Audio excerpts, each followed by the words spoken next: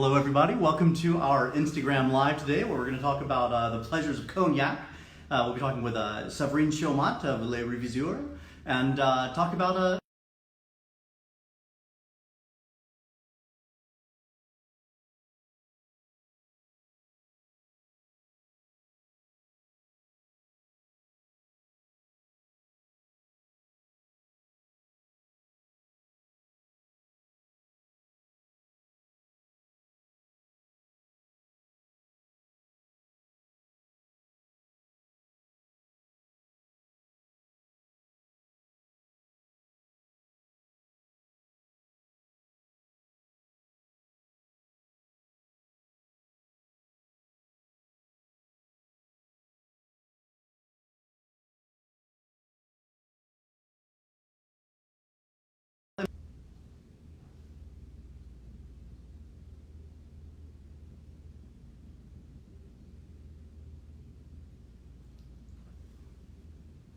here we go. Hello Severine.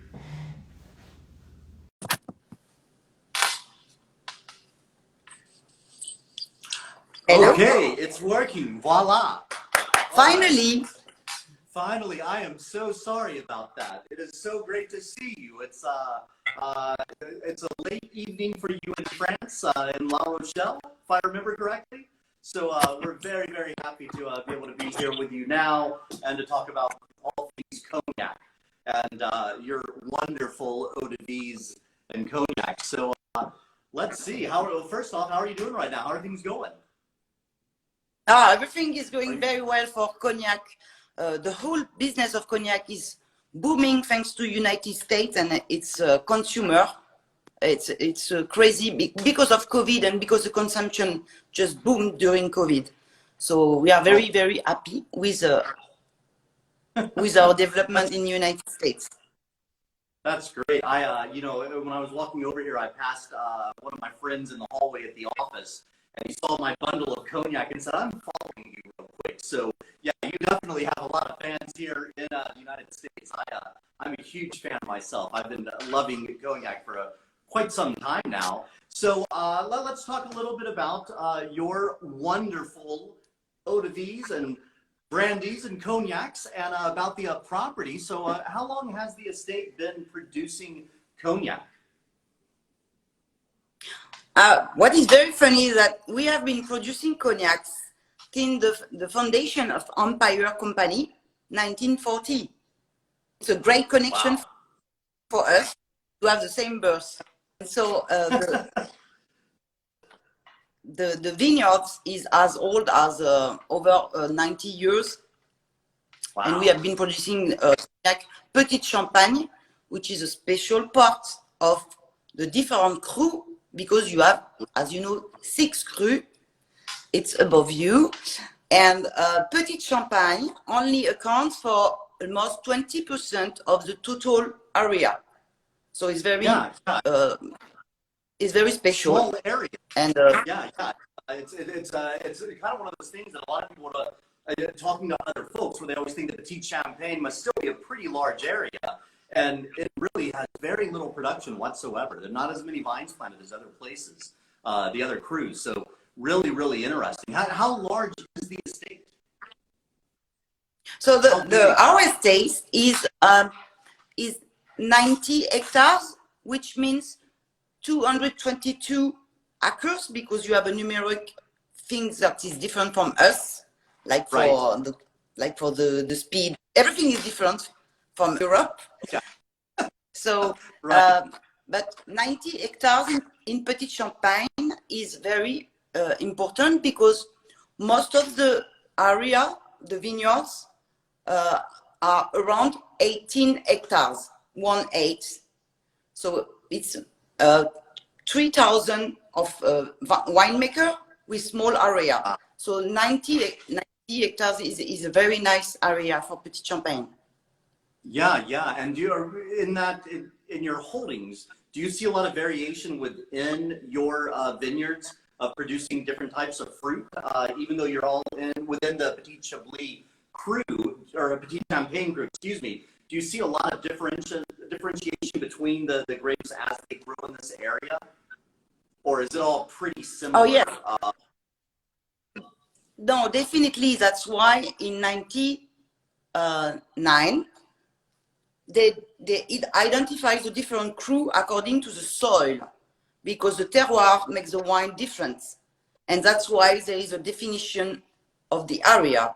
So they are very different from, not so far from Grand Champagne, but from Borderie, and particularly of Petit Champagne is the soil, is very chalky soil, and it's also something because I traveled a lot before COVID to United States, and people doesn't understand champagne, the same word than for Spain, for the wine. Right. But it's very important to explain why it's the same word. It is the same word because champagne comes from a Latin word that is campagna. And campagna is a definition of the landscape, which means open field, as opposed to wood area. And it defines a landscape, but also the geographic, the geological soil, which is chalk, exactly like in Champagne for the wine, same word. Yeah. Because it characterizes the same geological identity and the same landscape. Right. It is right, not. Yeah. Yeah, I've had that discussion with a number of people over the years, where it's, even though they say Grand or Petit Champagne or even Fine Champagne on the label, there's no association. It is an open field, it is an open plain and chalky soils, and there's just kind of a similarity there. So yeah, thank you for the explanation of that. That's hopefully that opens up a few people's ideas. Y'all are an estate producer now. How common is that in the region, especially in terms of exporting your spirits? How many other estate cognac producers are there? you mean how many winemakers or how many estates? Oh, I mean, like what y'all are doing, so that you're everything from vineyard, your estate, controlled estate, all the way to production, all the way to bottling. Y'all are in charge of all of that. How common is that in the region? It's very rare because the business of cognac is 90% négociant, and maybe only 10% we are among them, and we are the second largest independent wine grower until the market, until the bottle. Until the bottle, I ship it to you. So this is very strange compared to the economic model of the cognac business. So that's why we always write on our bottle single estate cognac, because it's not a blend from various winemakers. It's only our single estate. Wow, from a that's so single great. origin. And we were the first one to advocate, because there was so few people making from everything from their own vineyards, single estate concept back 12 years, 15 years ago. And people seems to understand more and more that single estate means that it can only come from these vineyards. It cannot be a blend. Yeah, no, it definitely holds water, as they say. People are always impressed by that fact when I point out in a single estate. Actually, I had a conversation with a friend just the other day that there are so few spirits where the producer is in charge of all their base ingredients. And so when you find a distillery such as yours, a producer, and you control all the fruit, that's really, truly exceptional. That's a very special place to be. What type of freedoms does that allow for you, not having to answer to a lot of different people, or relying on other people to grow grapes for you and, produce these things? What does that offer you as a producer? What are some of the benefits of being a single estate? The biggest benefit is that every consumer is more and more aware about the traceability and where it comes from. And it brings face to our product, because they can come and visit the place it was produced. If you depend on buying you cannot, the consumer, I take some of this, some of this, some of this. Here, you can visit us, and the bottle, 100% of the bottle come from the grapes that I am showing you on the estates. So it's a concern that the consumer like more to know where it was produced, where it comes from. So it's a little advantage, a fine advantage compared to a generic brand. Right. That's really, really important. And just, anytime you have control over such things, I just think that's really, really great. With the Petit Champagne Cru, what are some of the characteristics that, a consumer, if they're new to cognac and new to trying the different crus, what are some of the things that really embody the flavor profile of cognac coming from Petit Champagne? There is really a very special profile. Petit Champagne is a very chocolate taste, very powerful. That's why also our bottle embodies a masculine character. It's not a classic small fine bottle, because it's full of character, because Petit Champagne deserves also to be drunk older, because once it gets older, it gets much more complex, because it has a very good potential to age, and it's really, for me, on chocolate pastry, and the oldest one would be on even a tobacco box. It's a masculine, very masculine cognac. Oh, because we also have estate in Fin-Bois, and this is much more floral. It's completely two different profile, and that's why it's nice to work on only one appellation to show the profile exactly like the soil give it to you. I love that. That's great. That's great. Thank you for that explanation.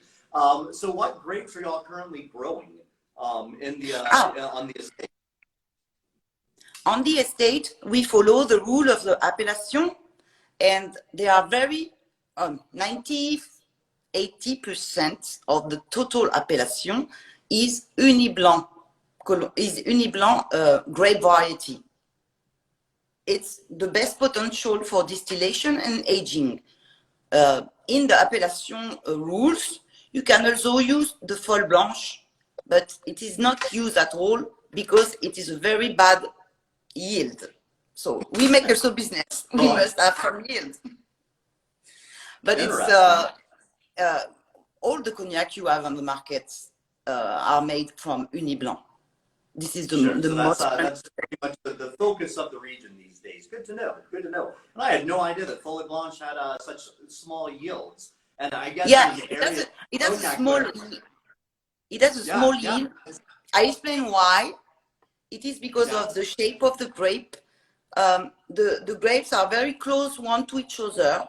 So if there is some kind of humidity, it gets root, and it is the air cannot come in to dry the grape, and so you lose more of it because the grapes are so tight. Wow, interesting. Well, that's a little fact that I just picked up right there. That's great to know. Thank you. Thank you so much for that.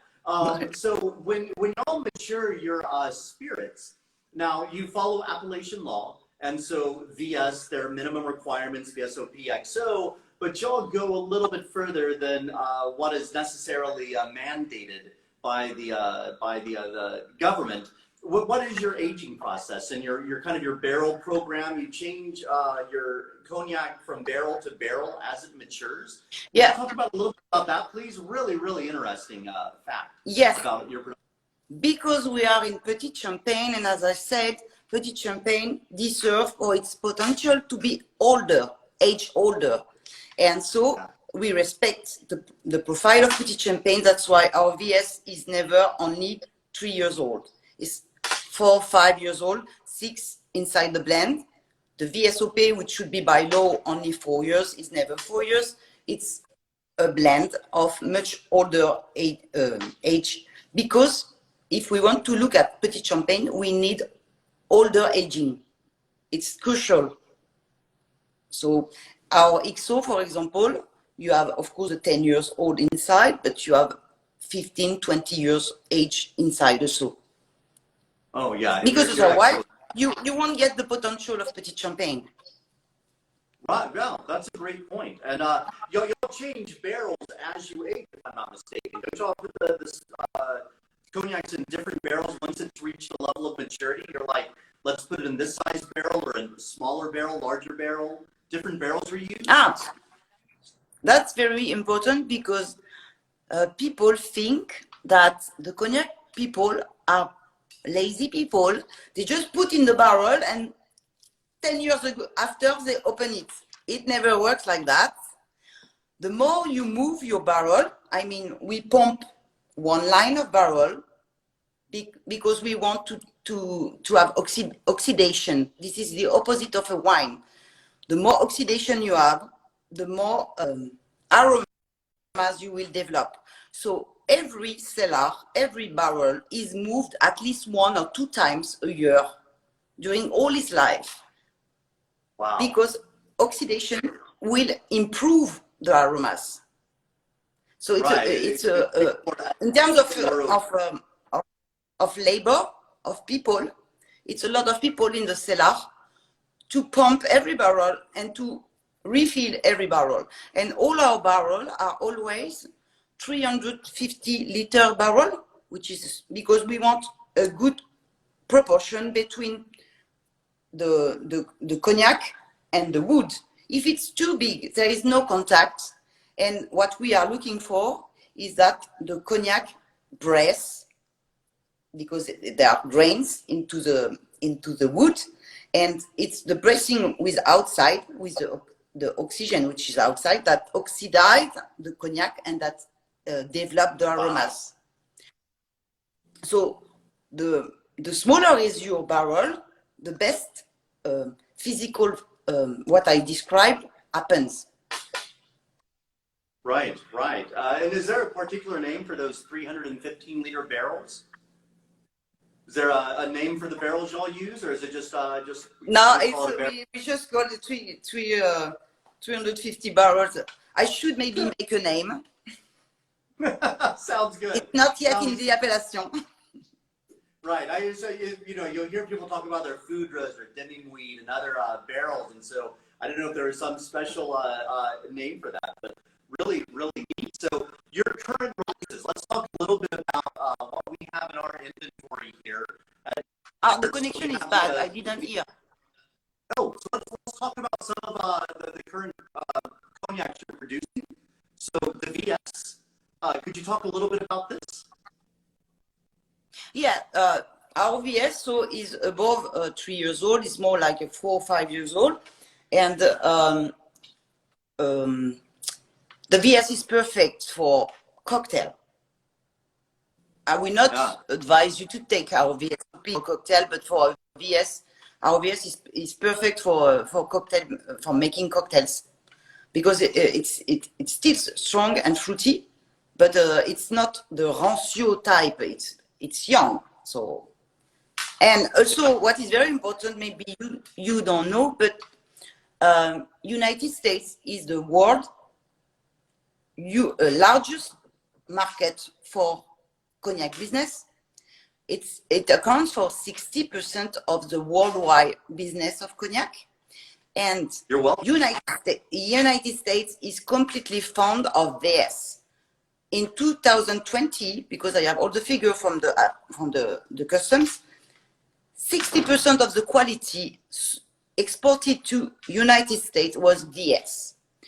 After, you have 30%, 70% was VS, 30% was VSOP, and only 1.5% was XO. So American consumers, they love VS, but also because you have the culture of cocktail, I think, which we don't have in France. That's why we don't sell much cognac in France. And for a cocktail, of course, you will take a VS. I think this is connected to the fact that you import so much VS. It's the way you consume alcohol. You love cocktail. You created all the name of cocktail. We don't have any. I have. Oh, you've got French 75. you have a couple in your pantheon of offerings to the cocktail universe. But I'm not going to lie and say that I don't drink as many sidecars as I can. One of my favorite uses of cognac, the sidecar cocktail. So you'd have an orange liqueur, you would have lemon juice, and you would also have cognac, VS, or VSOP, or the XO if you really want to have an expensive drink, I guess. But yeah, that's an interesting figure that much VS is what's exported, considering the size of our market here in the United States. Let's talk about the VSOP. I am really taken with this. I'm a VSOP guy myself. I tend to probably drink more VSOP than any of the other levels of cognac. I see you have one right there in front of you. This is great. It's our we're twins. So can you tell us about the VSOP, please? So the VSOP is a completely different profile from our VS. It's you have already a lot of complexity and power, and you can drink your VSOP like you can, because our VSOP can be the same profile than other XO because it's so much age VSOP. So this VSOP you can enjoy it straight. With at the end of a meal. Sure. And it's much more on the chocolate side also. Yeah. And much more powerful than the VS. I like VSOP because you get the richness and you don't have, your fruit is still kind of vibrant and fresh. It hasn't been matured so long that the fruit's starting to dry out a little bit. Not that that's necessarily a bad thing. Like in my opinion, this with soda water over ice on a really hot southern day would be a great way to spend an afternoon in the backyard. Yeah, just a really, really refreshing. It's a complex cognac, but by itself, perfectly great. I could see this with a nice little charcuterie board with some meats and cheeses and being pretty happy about that as well. Now, we do have this absolutely beautiful spirit here. I mean, this is people in the office stopping by every once in a while, and so the bottle flow is a little bit lower than it had been, with good reason. This is absolutely mind-blowing. This I really have not had a cognac at this level in quite a few years in terms of a product I wasn't as familiar with, and then to try it and just to have my socks blown off. This is fantastic. Would you please tell us about the XO? Yes, our XO as part of the blend is over 25 years, and I have a very nice information to share because I don't know if you know the competition, the world best competition for every spirits. It's a yellow medal, and in May, just a few weeks ago, we won on this one gold medal of XO, the best gold XO. Wow. 2021. And this blend, this is pretty new. We only export it to United States 1 year ago. So it's a new blend, and we won a few weeks ago gold medal at the world best cognac. It's fantastic. A spirit like this, how much of this will y'all produce? Or how many bottles will y'all put together in a year? You mean the quantity we produce for this one?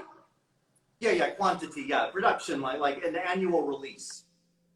So the production for us, we put in bottle only when we have order. Otherwise, if you remove it from the barrel, you lose your age. So the quantity is connected to the order on the market. So we are still tiny because we entered the cognac market of United States 12 years ago, which is a baby brand, because Martell and so on, they are there for 200 years. And so the XO, we sell maybe, but it's ridiculous for you, for your American size. Maybe if we sell 3,000 bottles in United States over the last year, it's the maximum. But it takes time to grow, and we want to grow. I would love to see more of this available to more people, just so they can try it. I mean, it's literally that great of a product. It's you know, we got to be in a pretty fortunate line of work where we get to have people taste delicious things, and when they're particularly delicious, like Reviseur is, then we're in a pretty good special place. Are there any new products y'all are thinking about, or any other cognacs, Yeah, or any other parts of the area you're thinking about? we are working. It's not yet on the American market, but it was asked by the American market and the trend. People are looking for small batches, exactly like for the whiskey trend. And so Right. we are working on the, this is a prototype, a single cask strength, but Oh, only wow. one barrel bottled for United States. So it tells you exactly the number of the cask, and it's a cask strength. So it's 43.8, and we hope to manage to get it into United States. We did it on China market, and also Finland. Finland. How is the Yes, Finland cognac? this Do is the they drink a lot of connection I cognac up wanted. there? Yeah, this is the connection I wanted to make, because you don't know, but you know a Finnish word right now Yeah. tonight, because Reviseur. Do you think it's French, this word? I thought it was French, but there's a problem with the spelling that I would think it would be Absolutely not. R-I-V. It is absolutely not French. It is from Finland, because Wow. our owner took over this estate from Finland people. And it is not so exotic translation, because reviseur in Finland, in Finnish words, it means the man who makes the accounts. Oh, an accountant. Wow. The All man right. that check the figures. It's Yeah, not yeah. French. And because the people who own the estate were Finland people, their job was to be accountant. So when they bought this estate long years ago, they call it from their work. So it's very Oh, wow. strange story of a brand. That really is. Thank you for sharing that. That's wow. So the official cognac of accountants, Yes, universal, global. Yes, if from you're an Finland, accountant, from Finland, yeah, yes, which is a big from market for Finland. us, of course, because Yeah. at that time they were only exporting to Finland because it was their market. They were from there, this country. But we kept the name because the name is the history of the estate. Yeah, yeah. That's, when we were talking earlier, not during this Instagram live, and I said, wait, are there two names? And so that makes a lot of sense. I was thinking they were like with the owner, because I see his name as the domain in a couple of references, and then we see it as the brand. So yeah, I thought the spelling, that E before the I before the V, I thought there's something weird about this. I figured maybe someone's name, but now I know it is the accountants of Finland. Making sure that this is a good spirit. The single cask you're going to be releasing, is that going to be a VSOP? What is the No, state? it would be on a VSOP quality, because we need to have a market, and if it's single cask, it's a lot of cost, and if it's a XO, it's a lot of cost, and we want to have this product available to more people. If we only do very expensive things, we will not share the quality of Reviseur. So we decided to have a VSOP, also because in United States we sell more VSOP than VS, not like the general trend of the cognac in United States. So VSOP is more our DNA. Yeah. Because again, if you want to show a complex petit champagne, it's better at VSOP age at least. Right. Just so you can see the nuances and the interaction between oak and the spirit. Really neat. And what type of stills are y'all using to distill from the wine? What type of stills? We have the stills that is required by the appellation, which is double distillation. So we distill twice, and it's everybody has a double distillation. It's only in Armagnac where you can find continuous distillation, one single distillation, but in cognac it's only double distillation. So when you distill twice, your eau de vie comes out. The first one is called the brouillis. Is the first one. It's only 28 to 32 degree ABV, and after you take it back and you put it again into the, and it comes out white like vodka. Of course, it's an alcohol. It comes out at 72 ABV, and after it's all the aging process and the adding of small water that makes the cognac comes at the commercial degree ABV at 40 ABV. Right. Cool. So with cognac, what are some of your favorite food pairings? I mean, if someone's just like, I love cognac, I love drinking cognac, and I'm going to have it with a meal, what would you serve this with? If we were to have, pouring the VSOP or the VS or even the XO, or, by itself, what's a good setting at the dinner table for this spirit? For me, it's also because of the connection of my of cognac geography. We are close from the Atlantic Ocean, only 1 hour. So we are completely fond of shrimp, lobsters, and so on. And the thing I do for every time I can get fresh, alive lobster or shrimp, you put them in the pan, and then you pour a VSOP, not a VS. For Christmas, you can pour XO. You pour the XO and you burn it, and after all the aromas of the cognac will make you a sauce with. You do nothing. It's just that it disappears the alcohol, and it concentrates the aromas of the cognac on the shrimps or on the lobster, and it's just beautiful. You don't have to be a cooker. You just have to have a lighter. It's very simple. That sounds pretty fantastic. I'll be headed your way, and maybe try to be around Christmas time so we can have the XO lobsters, right? I mean, might as well dream right now. The world's opening up again. We're getting places. That's fantastic. So you had said that the French cocktail scene is not like the American cocktail scene. But are there any cocktails that you do ever think about with using cognac at all, or are you really just more of that purist of I'm going to drink the spirit? Which ones do you like? No.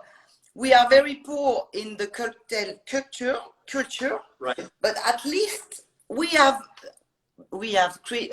have created years ago, maybe 20 years ago or more, a cocktail name called, because of area again next to the ocean, called Surfer, because we have a lot of huge waves and lot of surfer, and it is called Surfer, and we use VS and ginger water, bubble ginger water. I don't know. We call it. It's a brand that you don't get in the US. It's called Schweppes. It's like a ginger ale, but not ginger a beer. And lemon. And it's perfect because it's with ice, it's very refreshing. And this is the only cocktail, if you go all around the venues in Cognac or in Charente, you have on all the cocktail menu, Surfer. Oh, wow. So that's a ginger beer, lemon, and also VS. Okay. It's not ginger beer, it's ginger sparkling. Okay, it's like a ginger ale, like a soda. That's soda with a bit of bitterness.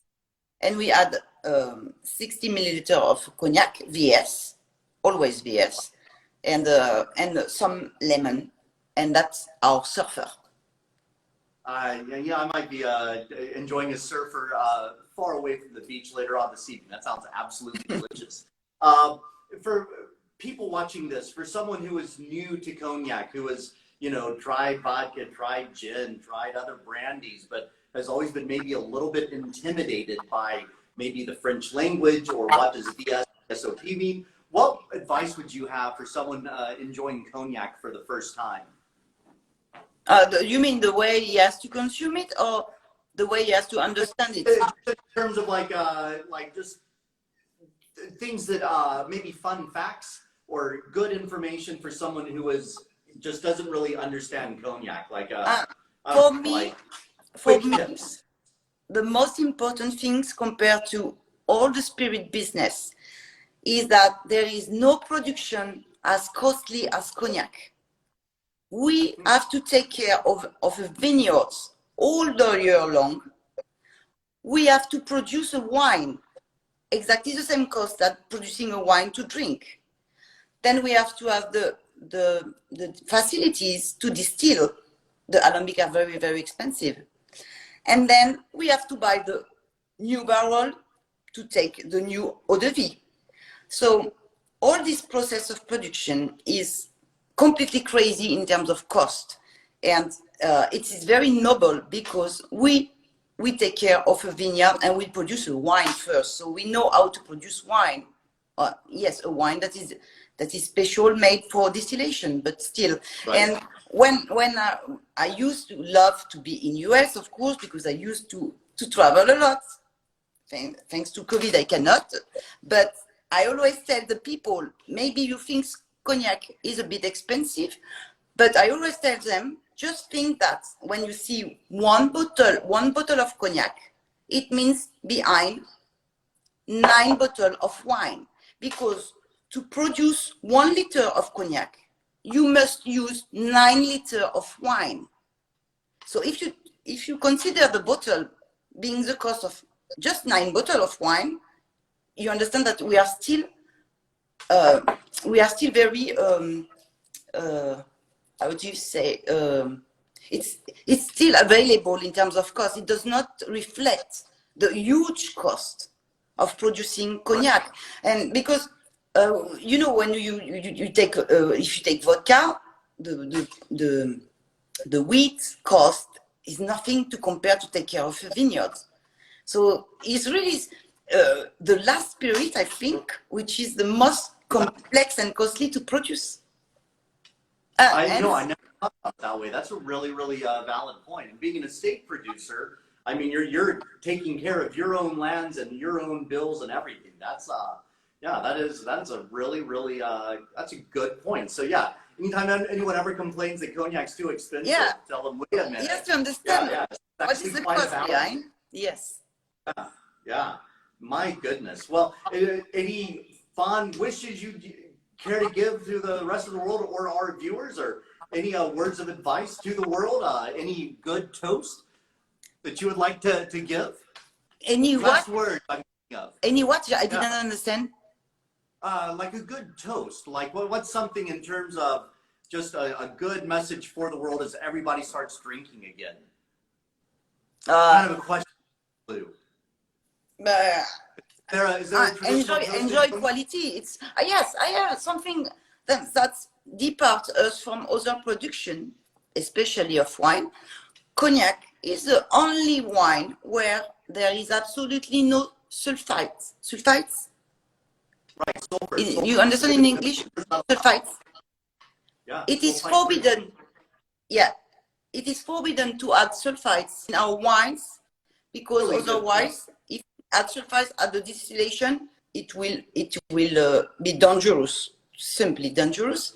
So it's a really pure product, and also it's the only wine where it is forbidden to chaptalize, to add sugar. Right. So it's really authentic. I mean, in terms of quality, I cannot talk about health. Of course, I'm not crazy, but it's a pure product, because it's often sulfites that get headache, that give you headache. There is none into the cognac process. It's forbidden. Wow, that's good to know. That's a great point. I'll make sure that we share that with everyone here. just another reason to drink more cognac, y'all. Well, Severine, thank you so much for talking about Reviseur, the weird Finnish name that now we know about, or not weird, but the interesting roots of the name for the brand. So fantastic to speak with you today. Thank you so much for your time. And we hope to see you soon in America. Please let us know when you are US bound, and we will see you in Atlanta. And thank you so much for everything. May I add some just last thing? Oh, yeah, please. I'm a very talkative. I'm very French. I just want to show you this one. This one is available in the United States. It's our Origin Extra, and that was distilled during World War II. It's over 60 years old, aging, and this is a nectar, but it's available in the United States. Very few bottles, but still we managed to get it in United States. And and also I want to thank you. I want also to thank Lisa Laird and her team, because it's thanks to their company that we enter the American market, the first market of cognac, 10 years ago. And it's thanks to them that with Laird that we make the connection with Empire. So, and we are so proud to be in the portfolio of Empire, because you are such a huge historic distribution company. So everything is wonderful. Well, thank you so much for the kind words about Empire. We always feel it's an honor to represent so many fantastic producers, especially a state producer in cognac. Who would have thought? It's a really, really special relationship, and we love the Lairds as well. Really fantastic stuff. Really fantastic. Thank you so much. I really, even though you prefer rugby, I looked up Stade. I looked up Stade Rochelet, the black and yellow rugby team from the port of La Rochelle, the most important rugby team in all of cognac. I just want to say La Rochelle. Best wishes.